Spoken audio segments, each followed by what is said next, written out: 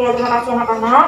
Sebelum kita mulai kegiatan pembelajaran pada pagi hari ini, marilah kita berdoa bersama-sama. Berdoa dimulai. Oke, berdoa selesai. Bagaimana kabarnya?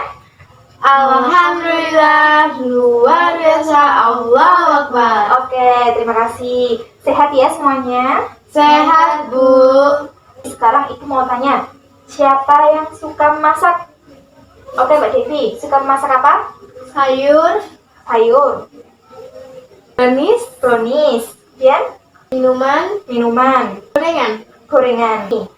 Oke, kalau memasak telur, pakai minyak tidak? Iya. Kalau membuat minuman manis, pakai gula tidak? Iya. Kalau memasak sayur, pakai garam tidak? Pakai. Nah, tadi ada minyak, ada garam, ada air. Hari ini kita akan belajar tentang apa? Klasifikasi materi dan perubahannya. Nah, klasifikasi materi dan perubahannya. Materi itu adalah sesuatu yang mempunyai massa. Massa itu apa? Berat. Dan juga menempati sebuah ruang. Kira-kira sama tidak dengan zat? Sama, Bu. Sama. Oke, lanjut. Nah, sekarang sebutkan contoh benda-benda yang ada di lingkungan anak-anak berdasarkan sifatnya dan juga bahan penyusunnya. Sekarang, kalau menurut sifatnya, sifat zat terbagi menjadi tiga. Apa saja? Zat air, zat cair, zat padat, dan zat gas. Mbak Devi, berikan contoh zat cair. Air, Minyak, bisa. Kemudian sirup, bisa. Yang kedua ada zat apa? padat, Kak Farah, sebutkan zat padat. tanah, dan Pasir, bisa. Kemudian yang ketiga ada zat apa?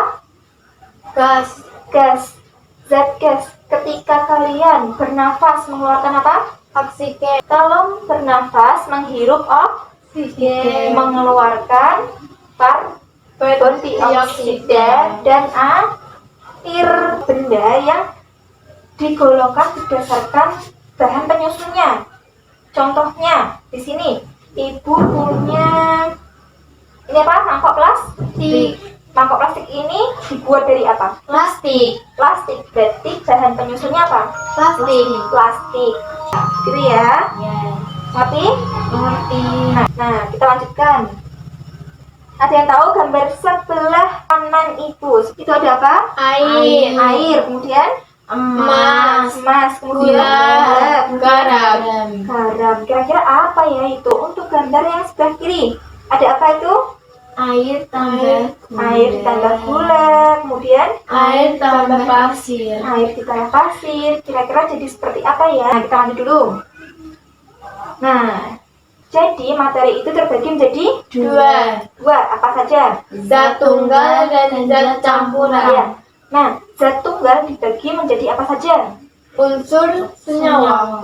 Campuran dibagi menjadi dua. Apa saja? Homogen dan heterogen. Unsur. Apa itu unsur? Zat tunggal yang tidak dapat dibagi lagi menjadi bagian yang lebih sederhana dan akan mempertahankan karakteristik aslinya. Nah, jadi unsur itu zat tunggal yang paling sederhana. Contohnya zat tunggal yang paling sederhana unsur. Unsur itu dibagi jadi berapa? Unsur apa? Logam dan non-logam. Oke, sekarang contoh dari unsur itu yang paling kanannya Ibu itu ada apa? Emas. Untuk contoh-contoh yang lain silakan bisa dibuka di buku paket anak-anak. Ada ya Mbak Devi ya, itu ya. Selanjutnya kita belajar tentang senyawa. Apa itu senyawa Mbak Farah? Senyawa itu apa? Zat tunggal yang terdiri atas dua unsur atau lebih dapat diuraikan dengan reaksi kimia biasa. Iya.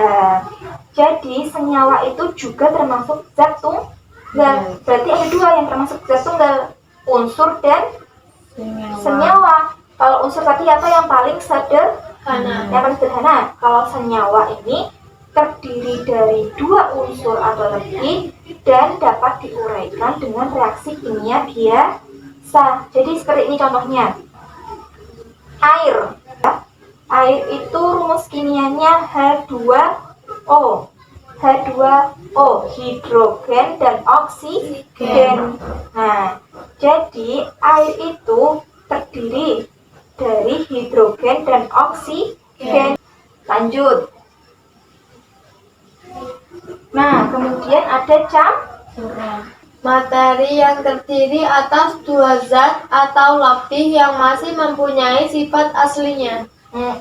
Betul sekali ya, campuran itu dibagi menjadi dua, homogen dan heterogen. Untuk memahami campuran homogen dan heterogen, di sini Ibu sudah menyiapkan beberapa bahan. Sekarang kita akan belajar tentang campuran homogen, yaitu larutan. Di sini Ibu akan menuangkan gula. Kemudian gula itu sebagai apa? Pelarut, zat pelarut atau terlarut? Pelarut. Ya, terlarut karena nanti dia akan hilang. Kalau air pelarut apa terlarut? Pelarut. Oke. Apa yang terjadi kira-kira? Gulanya akan Zat tersebut termasuk campuran homogen. Larutan gula. Tapi ya. Seperti itu. Kita lanjut untuk yang campuran heterogen. Punya Pasir. Coba pasir Tercampur tetapi masih ada sisa. ya, masih ada. Campuran heterogen tadi ada dua, koloid dan suspensi. Kalau koloid contohnya apa? Air susu dan air kopi. Nah, oke, air susu.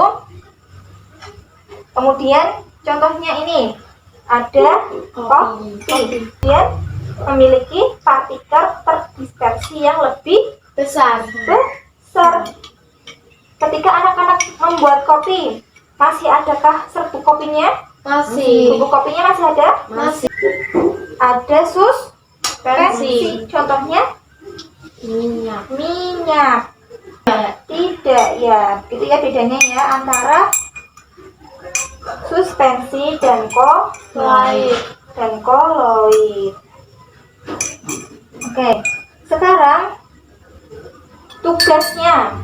Untuk tugasnya nanti silakan dipelajari lagi apa yang dimaksud dengan zat tunggal, zat campuran, kemudian berikan contoh-contohnya dari zat tunggal dan campuran. Setelah itu, dari kegiatan praktikum sederhana yang kita lakukan hari ini, nanti anak-anak berikan kesimpulannya, kemudian difoto, dikirim lewat Google Classroom yang udah Ibu buat. Seperti itu ya.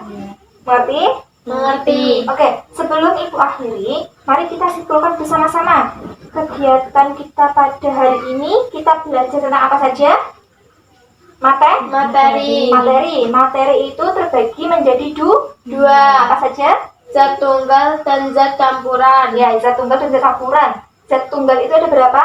Dua. Apa saja? Unsur dan senyawa. Oke, unsur dan senyawa. Sekarang, unsur contohnya yang kita pakai Emas. Dan Fosfor. Unsur itu ada berapa? Dua. Logam sama Non-logam. Kalau emas tadi termasuk logam atau non-logam? Logam. Kalau fosfor? Untuk yang kedua apa? Senyawa tadi Air. ya, air. Oke, sekarang yang selanjutnya ada apa, Campuran. Campuran ada berapa? Dua. Apa saja? Heterogen dan homogen. Heterogen dan homogen. Heterogen contohnya apa? Koloid dan suspensi. Koloid. Jika minyak termasuk campuran minyak dengan air termasuk suspensi atau koloid? Suspensi. Ya, suspensi. Air susu termasuk suspensi atau koloid? Koloid. Sekarang Jika ibu mempunyai larutan jeruk nipis, berarti itu termasuk Homogen. homogen, betul ya. Larutan gula, Homogen. larutan garam, Homogen. homogen, betul ya. Jadi larutan homogen itu terdiri dari oke, mengerti? Mengerti. Oke, ada yang ditanyakan? Tidak. Oke, karena waktunya sudah habis ya untuk mengakhiri kegiatan pada hari ini, mari kita berdoa bersama-sama terlebih dahulu. Berdoa dimulai. Berdoa selesai.